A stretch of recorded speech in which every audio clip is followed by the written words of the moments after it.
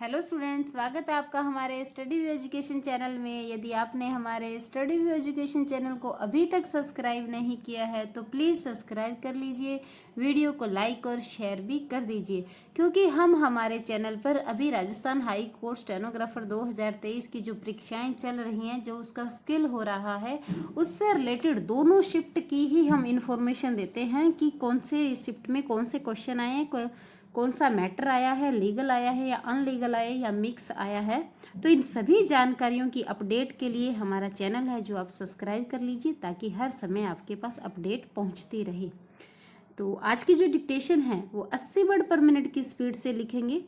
उससे पहले स्टूडेंट्स, मैं आपसे एक बात और कहना चाहूँगी कि एग्ज़ाम के अंदर जो है डिक्टेशन है जो 70 से 75 के बीच में भी बोली जा रही है, तो उसकी स्पीड है जो फ्लक्चुएट हो रही है, तो इस बात का भी ध्यान रखेंगे और हम इसी तरह से प्रैक्टिस करेंगे। डिक्टेशन स्टार्ट होती है 3 सेकंड बाद। Ready, start. आत्महत्या एक आसान विषय नहीं है, विराम। इसके इर्द गिर्द चुप्पी की संस्कृति रची गई है, जबकि यह सामूहिक स्वास्थ्य से जुड़ा गंभीर मसला है। इसके चलते देश में तेजी से बढ़ते इस संकट की अनदेखी कर दी जाती है, विराम।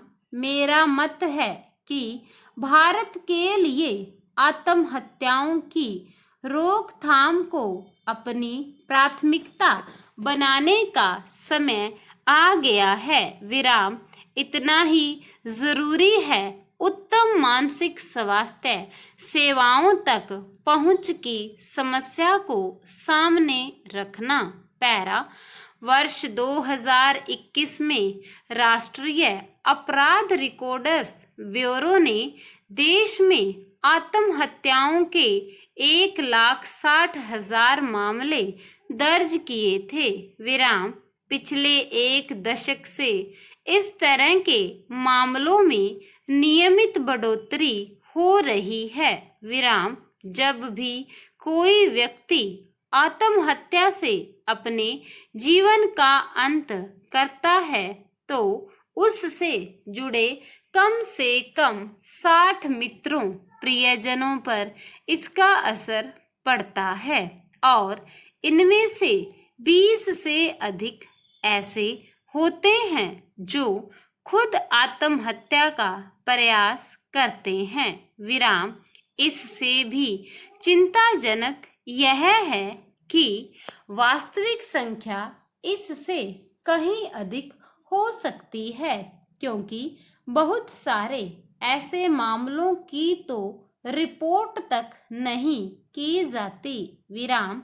आज जब आत्महत्या की घटनाएं बढ़ती जा रही हैं और मानसिक स्वास्थ्य सेवाएं बहुसंख्यक जनता के लिए दूर की कौड़ी बनी हुई हैं, तो निवारण पर ध्यान केंद्रित करना जरूरी हो गया है, विराम। चिंता की बात यह है कि मानसिक स्वास्थ्य के क्षेत्र में अनुदान देने वालों के लिए भी आत्महत्या निवारण अधिक मायने नहीं रखता, विराम। मैंने जब भी इस बारे में बात करने की कोशिश की, उदासीनता या अज्ञानता का ही सामना करना पड़ा है, विराम। इसी से मुझे इस दिशा में नीतिगत स्तर पर बदलाव की कोशिशें करने की प्रेरणा मिली है। पैरा। समस्या को समझना उसे सुलझाने की दिशा में पहला कदम होता है, विराम। मारीवाला हेल्थ इनिशिएटिव में हमारा पहला कदम था रिसर्च और इनसाइट बिल्डिंग करना, विराम। इसी का परिणाम थी 2021 में जारी suicide prevention changing the narrative नामक रिपोर्ट, जिसका फोकस इस बात पर था कि आत्महत्याओं की रोकथाम के प्रयास कैसे होने चाहिए विराम। इस रिपोर्ट ने सुसाइड प्रिवेंशन के लिए हमारी अप्रोच और हमारी परियोजनाओं की नींव रखी है विराम। वह इस काम में निहित जटिलताओं को व्यक्त करती है, साथ ही यह भी बताती है कि इस दिशा में प्रयास शुरू करने से पहले संगठनों को किस प्रकार के भिन्न भिन्न दृष्टिकोणों को विकसित करना चाहिए विराम। यहाँ याद रखने योग्य महत्वपूर्ण बात यह है कि आत्महत्या को एक व्यक्तिगत निर्णय की तरह देखा जाता है, ऐसी दुर्घटना की तरह नहीं जिसे टाला जा सकता था विराम। मीडिया में भी आत्महत्याओं की रिपोर्टिंग में सनसनी पर ही जोर दिया जाता है कि आत्महत्या की प्रणाली कैसी थी या इन्हें महज आंकड़ों तक सीमित कर दिया जाता है। पैरा, इस संकट का सामना करना हमारी नैतिक जिम्मेदारी है और हमारे पास इसके संसाधन भी हैं विराम। आत्महत्या निवारण के लिए मनोसामाजिक रवैया सबसे जरूरी है विराम। इसमें शामिल है काउंसलिंग आदि के जरिए मनोवैज्ञानिक समर्थन देना और रोजगार, स्वास्थ्य सेवा, शिक्षा जैसे सामाजिक लाभ मुहैया कराना विराम। इसे अर्जित करने का महत्वपूर्ण कदम है नीतिगत स्तर पर बदलाव लाना विराम। मैंने अपने फिलान्थ्रोपिक संसाधनों और प्रयासों का एक बड़ा हिस्सा विभिन्न स्तरों पर नीति निर्माताओं से संवाद और सक्रिय हस्तक्षेप करने के लिए समर्पित किया है विराम।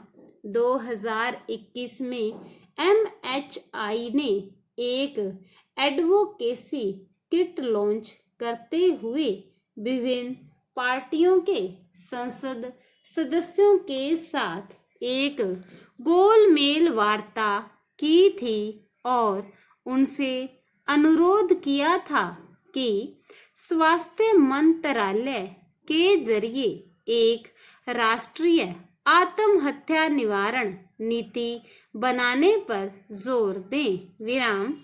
इस पहल के बाद नवंबर 2022 में भारत की पहली राष्ट्रीय आत्महत्या निवारण रणनीति जारी की गई विराम। यह इस दिशा में काम कर रहे कार्यकर्ताओं, आंदोलनकारियों और सिविल सोसाइटी सदस्यों की बड़ी जीत थी विराम।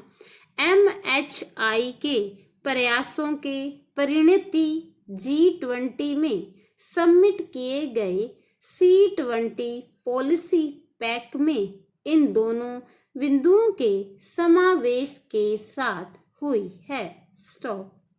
तो स्टूडेंट्स, मैं आपसे एक बात और कहना चाहूँगी कि फाइनल डिक्टेशन के अंदर विराम बोले जाएंगे और कोमा नहीं बोली जाएगी। तो आपने कोमा है जो अपने विवेक के हिसाब से लगानी है और अपने ग्रामर के हिसाब से लगानी है, इसीलिए आप कोमा कहाँ कहाँ यूज़ होती है थोड़ी सी क्या करें, आप ग्रामर की प्रैक्टिस कर लें, तो इससे ज़्यादा अपने को बेनिफिट मिलेगा। और जो भी आप डिक्टेशन लिखते हो उसकी आप आउटलाइन को पढ़ने की कोशिश ज़रूर किया करो कि आपने जो आउटलाइन बनाई है वो आपको समझ में आ रही है या नहीं आ रही है।